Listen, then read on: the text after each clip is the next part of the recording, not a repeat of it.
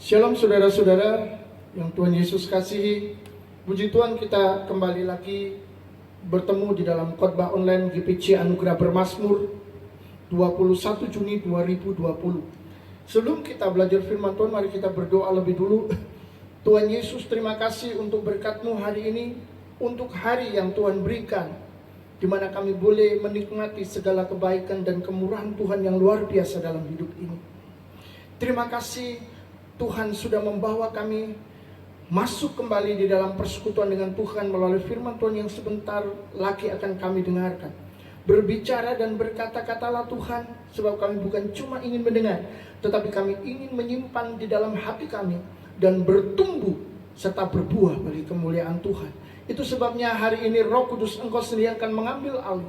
Engkau yang akan menguduskan dan menyucikan firman-Mu, menguduskan, menyucikan alat-alat yang digunakan untuk kami bisa bertemu melalui saluran ini Tuhan. Kami percaya bahwa Tuhan telah bekerja dan akan terus berkarya. Kami siap mendengarkan firman-Mu dan berbicara, berkata-katalah untuk kami. Terima kasih Bapa. Demi nama Yesus kami berdoa dan mengucap syukur. Haleluya. Amin. Puji Tuhan saudara-saudara, hari ini kita akan kembali melihat apa yang akan Tuhan ajarkan kepada kita.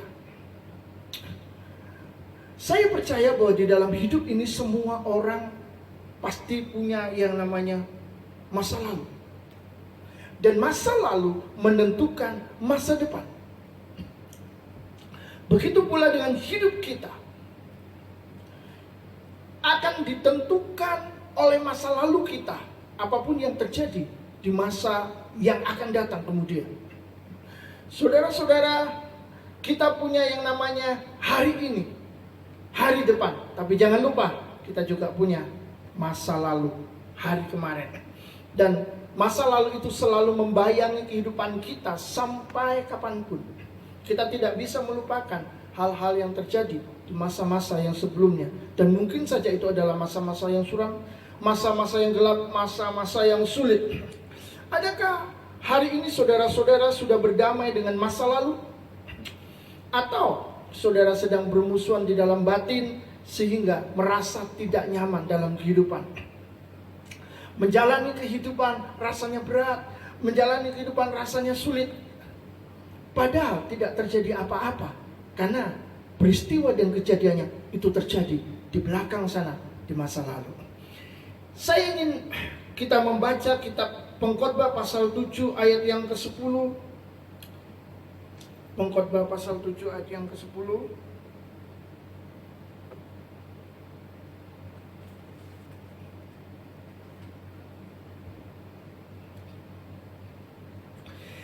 Janganlah mengatakan, mengapa zaman dulu lebih baik daripada zaman sekarang?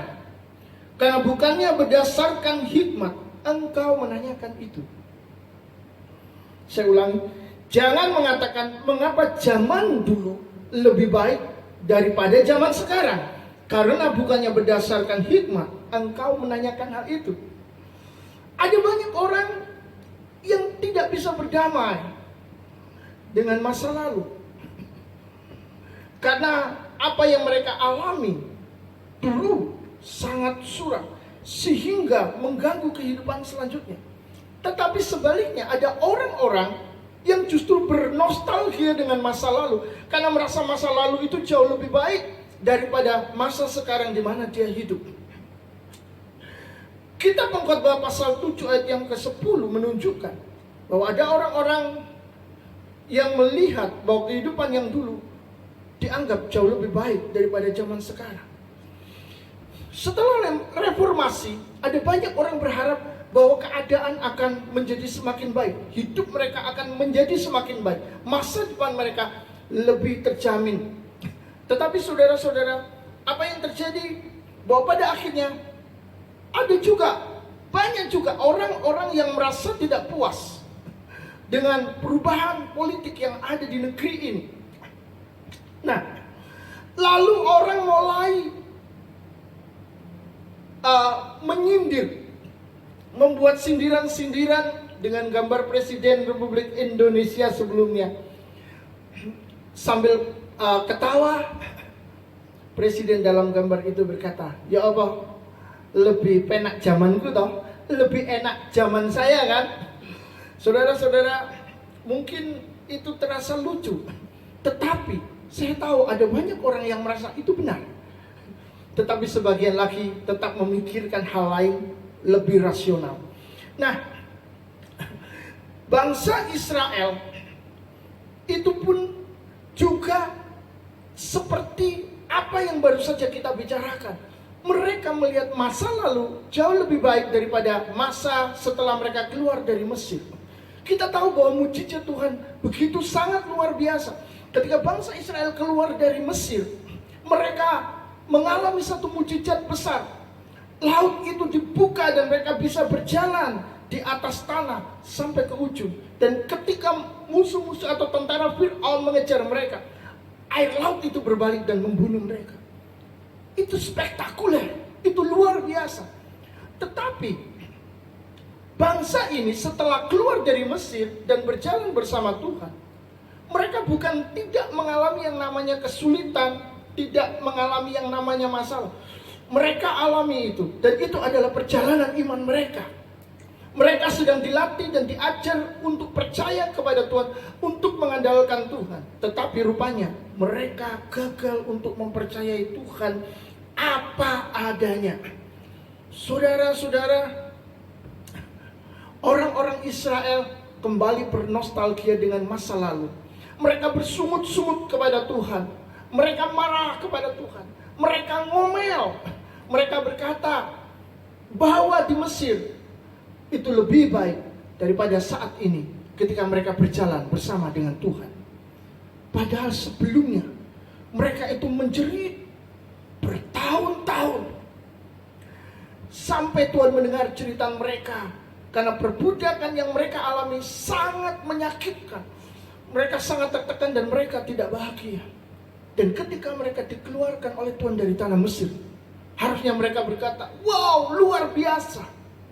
Dan harusnya setelah mereka melewati laut dan mereka benar-benar bebas dari kekuatan Mesir, kekuatan Fir'aun, mereka berkata seharusnya, "Wow, keren."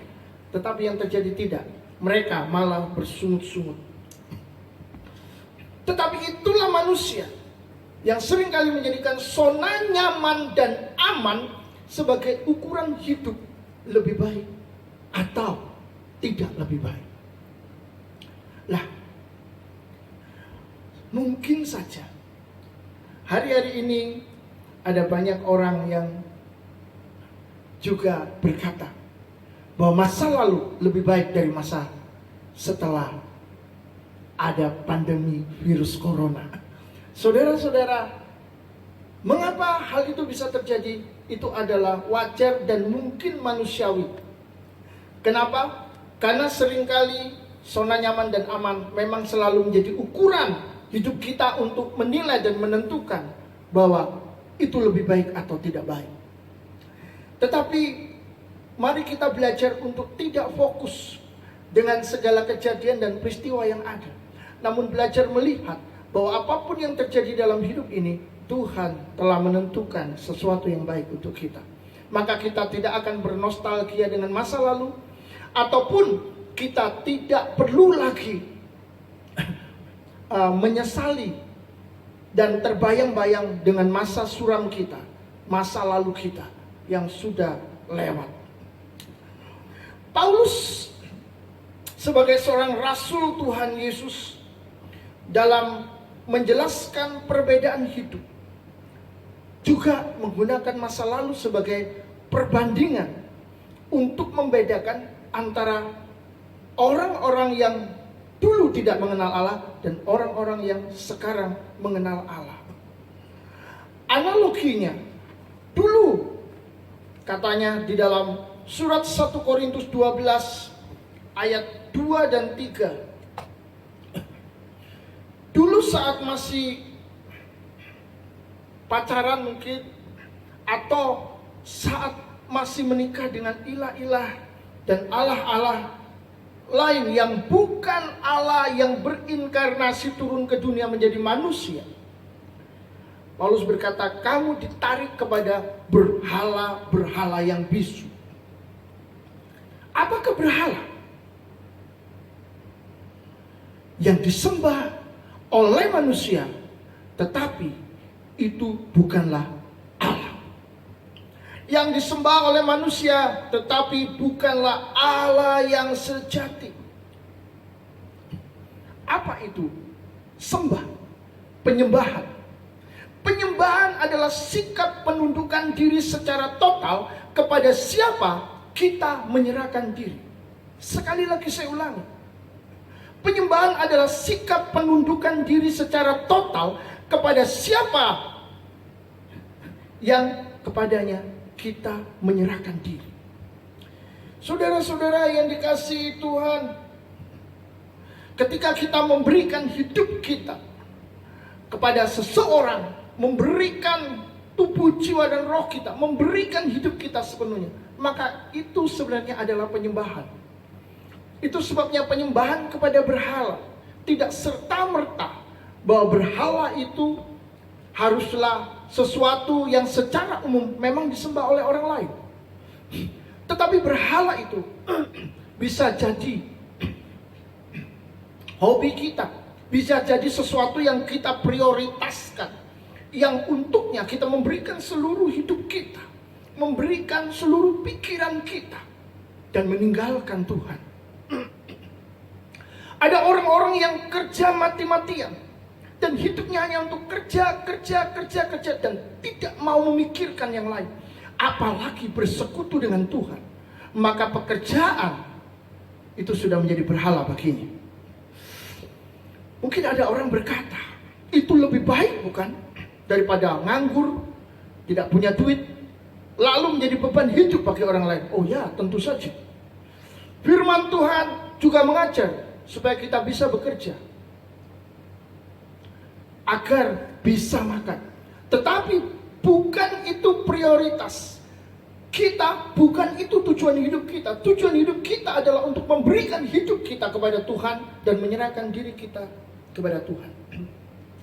Hari ini kita akan membaca 1 Korintus 12 ayat 2 dan 3, di mana Rasul Paulus sebenarnya memberikan kepada kita wawasan ilahi kepada jemaat Korintus pada saat itu, dan wawasan ilahi kepada jemaat Tuhan saat ini.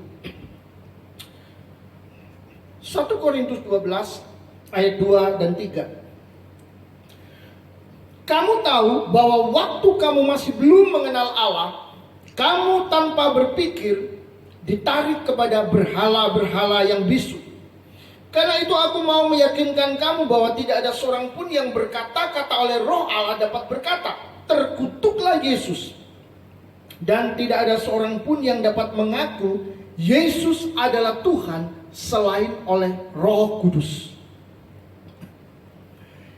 Dia berkata sebelum mengenal Allah yang benar secara otomatis. Sekali lagi, sebelum engkau mengenal Allah yang benar dulu, katanya, secara otomatis engkau ditarik kepada yang lain. Engkau pergi kepada yang lain, engkau mencari yang lain, engkau menyembah yang lain. Tetapi sekarang itu berbeda setelah engkau mengenal Allah. Dan Paulus berkata, maka aku mau memberikan kepastian kepadamu agar kamu benar-benar tahu. Dia berkata, aku mau meyakinkan kamu. Itu seperti Paulus berkata, aku mau memastikan bahwa kamu benar-benar tahu. Bukan cuma sekedar tahu, bukan cuma sekedar mendengar, tetapi benar-benar memahami apa yang terjadi dalam kehidupanmu sekarang. Masa lalu biarlah berlalu, masa sekarang itu yang lebih penting. Dan di ayat yang ketiga tadi dia berkata bahwa tidak ada seorang pun yang dapat mengenal Allah dapat berkata, terkutuklah Yesus. Kenapa? Karena Roh Allah, Roh Kudus ada dan tinggal di dalammu. Sebaliknya, tidak ada seorang pun yang tidak mengenal Allah dapat mengakui Yesus adalah Tuhan.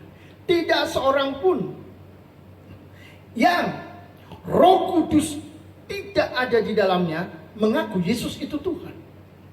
Maka di sini Paulus menekankan bahwa keberadaan dan kehadiran Roh Kudus, Roh penolong, Roh penghibur, Roh kebenaran yang diutus itu, yang tidak bisa dilihat oleh manusia, yang tidak bisa dilihat oleh dunia, tetapi yang hadir dan nyata, itu datang untuk memberikan kepada kita satu pencerahan rohani, satu penerangan ilahi yang membuat kita bisa percaya dan mengenal Allah. Yang mengenal Allah dan memiliki Roh Kudus tidak akan pernah menyangkal Yesus sebagai Tuhan. Dan sebaliknya, yang tidak memiliki Roh Kudus tidak mungkin bisa mengakui Yesus sebagai Tuhan. Saudara mengerti? Jadi dalam hal ini Paulus ingin kita mengetahui bahwa Roh Kudus yang hadir di dalam hidup kita, itulah yang memberi kepada kita perbedaan. Apakah kita ini adalah orang-orang yang tidak mengenal Allah yang sejati, atau kita adalah orang-orang yang mengenal Allah yang sejati?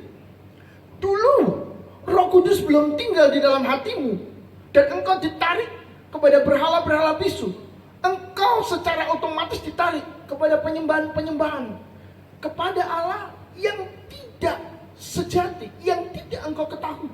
Tetapi sekarang engkau ditarik oleh Allah untuk percaya kepada Allah yang benar, Allah yang sejati. Mengapa? Karena Roh Kudus sudah tinggal di dalam hatimu. Saudara-saudara, tanda-tanda seseorang mengenal Allah yang sejati ada dua. Yang pertama, tanda seseorang mengenal Allah yang sejati adalah bahwa dia di dalam dirinya memiliki Roh Kudus, punya Roh Kudus, hidup bersama Roh Kudus. Yang kedua, dia mengakui Yesus sebagai Tuhan. Itu tidak bisa disangkal. Artinya kalau Roh Kudus itu memang benar-benar tinggal di dalam hati kita, firman Tuhan berkata, bukan orang lain, bukan pendeta, bukan penginjil, bukan saya atau siapapun, tapi firman Tuhan berkata, dia akan mengakui Yesus. Jadi kehadiran Roh Kudus memberikan kepada kita kemampuan untuk mengenal Allah, untuk mengerti Allah. Jadi saudara-saudara, saat Roh Kudus itu masuk di dalam hati kita, kita merasa hidup kita jadi berbeda. Kita jadi melihat apa yang tidak dilihat oleh dunia. Karena Roh Kudus memang adalah Allah yang tidak bisa dilihat oleh dunia. Tetapi Roh Kudus mengenal Allah, Roh Kudus tahu siapa Allah yang sesungguhnya. Karena Roh Kudus itu sendiri adalah Allah. Maka ketika Roh Kudus tinggal di dalam diri kita, kita memiliki kemampuan melihat apa yang dilihat oleh Roh Kudus. Kita mampu melihat Allah yang sejati, kita mampu melihat Allah yang benar, kita mampu melihat Tuhan. Kita jadi senang, bahagia dan berkata, "Oh, aku sekarang melihat Tuhan." Bukan melihat penampakan hantu, bukan melihat penampakan pocong, bukan melihat penampakan kuntil anak atau genderuwo. Untuk apa, saudara? Tidak ada artinya, tidak ada gunanya. Tetapi Roh Kudus memberikan kepada kita kemampuan untuk melihat Allah. Itu sangat melegakan dan itu sangat membahagiakan. Saudara-saudara, sekali lagi bahwa tanda-tanda seorang yang mengenal Allah yang sejati adalah bahwa dia memiliki Roh Kudus. Yang kedua, dia mengaku Yesus sebagai Tuhan. Jadi, lamanya seorang Kristen atau lamanya dia menjadi seorang Kristen tidak menjamin bahwa dia punya Roh Kudus. Atau yang kedua, tingginya tingkat pendidikan teologi seorang yang menganggap dirinya sedang belajar Alkitab juga sama sekali tidak menjamin bahwa dia punya Roh Kudus. Yang ketiga, aktifnya orang-orang di dalam gereja, bahkan dia punya jabatan-jabatan penting yang diberikannya. Mungkin tadinya hanya seorang diakan, atau mungkin dia seorang sudah memiliki jabatan pendeta pembantu, pendeta muda, atau pendeta atau apalah. itu sama sekali tidak menjamin bahwa dia memiliki Roh Kudus. Kenapa? Karena bukti kuat dan pasti bahwa seseorang memiliki Roh Kudus adalah adanya penundukan diri secara total kepada Yesus, di mana dia menyerahkan diri dan memberikan hidupnya untuk Yesus. Itu adalah tanda bahwa dia memiliki Roh Kudus. Bukan mujizat yang bisa dia lakukan sebagai bukti dia memiliki Roh Kudus. Karena orang-orang yang tidak mengenal Yesus pun juga bisa melakukan mujizat, dan itu bukan hal yang bukti. Karena Roh Kudus masuk di dalam hidup kita untuk membuat kita bukan saja percaya kepada Allah, tapi melihat Allah. Mengapa Roh Kudus menjadi pemisah antara orang yang tidak mengenal Allah dan orang yang mengenal Allah? Yang membuat menjadi pemisah antara orang-orang yang disebut dengan domba yang mengenal Allah tadi dan kambing yang tidak mengenal Allah. Yohanes 16 ayat 7 sampai ayat yang ke-9 menjelaskan kepada kita apa sebenarnya yang dilakukan Roh Kudus. Yohanes 16 ayat 7 sampai 9. Namun benar yang kukatakan ini kepadamu adalah lebih berguna bagi kamu jika aku pergi, kata Yesus. Sebab jikalau aku tidak pergi, penghibur itu, Roh Kudus, Roh kebenaran, Roh Allah itu tidak akan datang kepadamu. Tapi jikalau aku pergi, aku akan mengutus dia kepadamu. Dan kalau ia datang, ia akan menginsyafkan dunia akan dosa, kebenaran dan penghakiman. Akan dosa karena mereka tetap tidak percaya kepadaku. Roh Kudus ini diutus memang untuk menginsafkan dunia akan dosa, kebenaran dan penghakiman.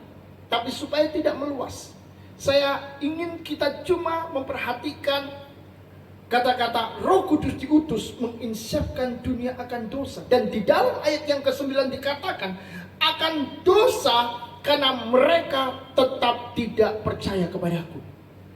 Jadi kehadiran Roh Kudus memang menginsafkan dunia, menyadarkan setiap orang untuk percaya kepada Yesus sebagai Tuhan dan Juru Selamat. Memang itu pekerjaan dan itu adalah karya Roh Kudus. Jadi saudara-saudara, sekali lagi Roh Kudus datang untuk menyadarkan dunia akan dosa, tidak mengakui Yesus sebagai Tuhan. Jadi ketika kita bicara tentang dosa, itu bukan cuma pencurian, pembunuhan dan lain sebagainya, tetapi dosa yang paling kuat, dosa yang paling besar di dunia. Ketika kita belajar firman Allah, ketika kita belajar firman Tuhan, kita tahu bahwa dosa terbesar adalah dosa tidak mengakui Yesus sebagai Tuhan, sebagai Juru Selamat. Dunia mungkin tidak bisa mengerti, dunia mungkin menolak pernyataan ini. Tapi inilah yang dinyatakan oleh Roh Kudus kepada kita hari ini. Bahwa memang dia datang untuk menginsafkan, menyadarkan manusia atas ketidakpercayaan mereka kepada Yesus sebagai Tuhan dan Juru Selamat. Di zaman Yesus, manusia terpecah menjadi dua. Yang pertama, yaitu mereka yang percaya, mengikuti dan menyembah Yesus. Itu di zaman Tuhan Yesus.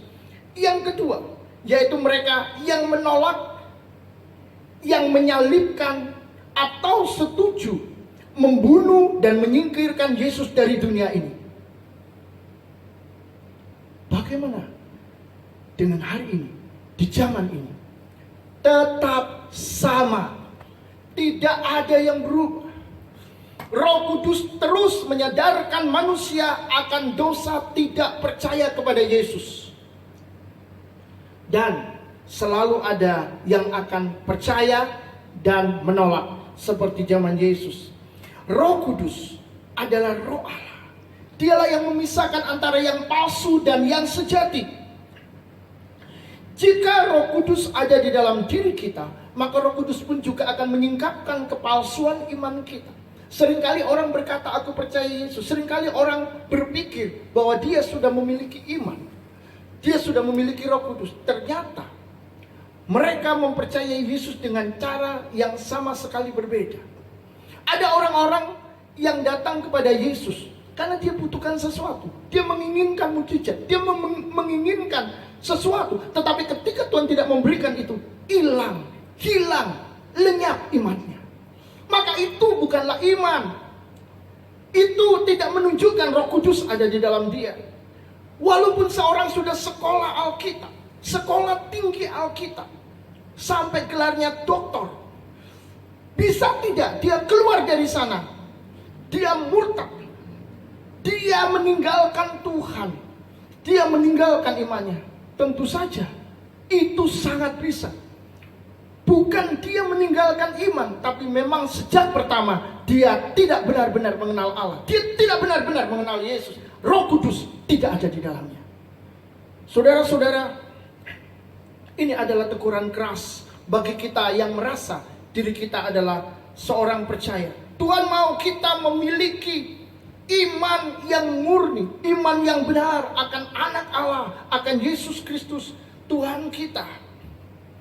Dan kalau Roh Kudus itu benar-benar di dalam kita, di dalam hati kita, maka akan nampak perbedaannya antara kita yang dulu, yang belum percaya kepada Yesus, dan kita yang sekarang, yang percaya kepada Yesus. Roh Kudus akan menerangi dan mencerahkan hati kita. Yang jelas, kalau Roh Kudus ada di dalam diri kita, ada di dalam hati kita, maka kita pun akan memberikan pengakuan dengan berdoa, dengan berkata kepada Allah, ya Aba, ya Bapa. Roh Kudus di dalam diri kita menghadirkan kemuliaan Yesus dan membawa kita, atau membawa kita masuk di dalam persekutuan dengan Yesus. Persekutuan yang hidup di dalam kita. Kemuliaan Yesus hadir, maka persekutuan kita dengan Yesus akan sangat berbeda. Kita akan melihat Yesus dengan cara pandang yang berbeda. Waktu pertama kali kita membaca, waktu pertama kali kita mengenal dan mengetahui kisahnya, tahu akan kisahnya, kita menganggap itu hanya sebuah cerita. Tetapi ketika Roh Kudus tinggal di dalam hati kita, Roh Kudus itulah yang mempertemukan kita dengan Kristus, yang membawa kemuliaannya masuk di dalam diri kita, dan kita mulai melihat Yesus dengan cara berbeda. Wow, ternyata Dia adalah Tuhan. Sehingga saudara-saudara, kita bisa melihat apa yang tidak bisa dilihat oleh orang lain. Seperti Roh Kudus tidak terlihat oleh orang lain. Roh Kudus yang memberikan kepada kita mata, memberikan kepada kita kemampuan untuk melihat Allah.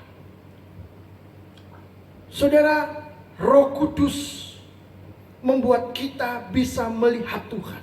Roh Kudus membuat kita harmonis dengan kehadiran Tuhan sebelum seperti Adam sebelum jatuh di dalam dosa.